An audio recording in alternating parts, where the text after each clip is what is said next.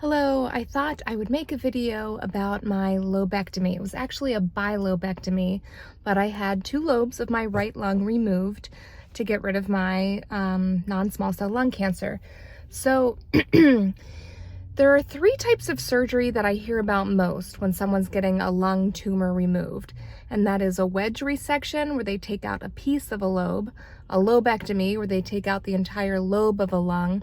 The left lung has two lobes, the right lung has three lobes, and a pneumonectomy, which is the removal of one entire lung.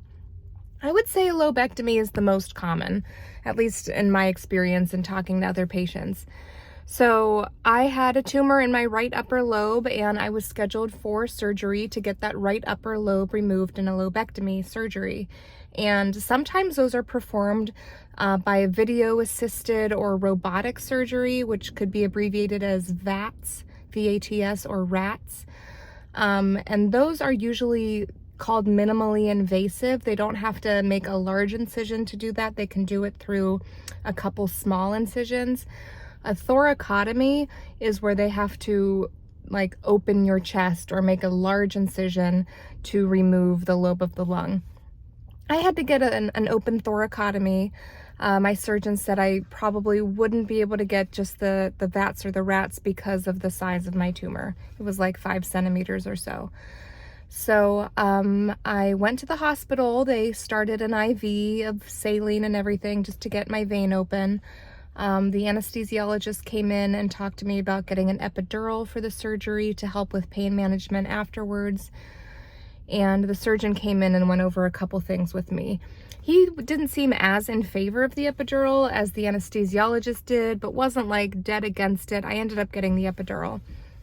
They wheeled me back when it was time into the operating room, and the anesthesiologist had me get into position for the epidural, which was kind of, if I remember correctly, me sitting on the edge of the hospital gurney, the operating table, and leaning forward, bending forward at the waist to expose my lumbar spine. Actually, I couldn't tell you where the epidural was placed. My lumbar spine is where the epidural was placed when I had a baby. This may have been higher up. It may have been in my thoracic spine, which would make more sense considering where they were operating. Anyway, he starts the epidural. I start to feel, kind of sleepy and stuff. They're probably running something like an anxiolytic drug for me in the IV, I assume, at the same time to kind of relax me. So I lay down and fall asleep or go under. And when I wake up, I'm in ICU. I'm sitting upright, I think, when I wake up, or I'm at least propped up. And I remember feeling a little bit nauseous, not terrible, but I had pain in my shoulder, presumably because they had my arm, taped or strapped way up over my head to expose my side for however many hours, and my shoulder was super sore. And I remember saying, my chest tube hurts, and pointing to my shoulder, which, apparently I knew I had a chest tube. And they put a fentanyl patch on my shoulder at that moment. And I think I kind of fell asleep again. And when I woke up, my mom was there and the nurse, and my mom told me they took out two lobes of my right lung, and not just the right upper lobe. They took the middle lobe also. She said the surgeon said it was in a position where it was almost like a unilobe. The tumor was between the two lobes, and they both had to come out if he was going to be confident that he got all the tumor. So the next couple of days in the hospital were no fun, as you can imagine. That first day, they do get you up and walking, which is, it can be done, and I did it. It was hard, not hard to walk, but hard to get all of the equipment. I had an arterial line, 2 IVs, a chest tube, a Foley catheter, a heart monitor, an epidural still in place. And I'm sure I'm forgetting 1 or 2 other wires or tubes, Jackson Pratt drains coming out of my body. So to get all of that stuff up and out of the bed and moving with me down the hallway was kind of an ordeal. But over the next couple days, as like more and more tubes and wires were discontinued and came out, I walked more and more as often as I could around the hallway. And I was in the hospital for 3 days. The surgeon would have liked to get me out in 2 days, but we had some issues with my bladder not coming back online after the epidural was discontinued, and I was freaking out a little bit because I couldn't pee on my own. But we got that situated and I was discharged. And I went home with, they told me to take gabapentin for a month and a drug called cardizem, I believe. I guess after a thoracotomy, you are at risk for going into AFib, so they give you this heart medication for like a month to help stave that off. And I unfortunately let my drain clog, my Jackson Pratt drain. I should have been stripping the tubing or milking the tubing. I wasn't doing that. So I got like a massive hematoma at the surgical site, which like stressed me out. You know, it was like unnecessary added stress. It was a complication that could have been avoided.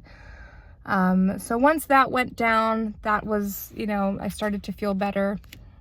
Something else that caused some discomfort was like back spasms.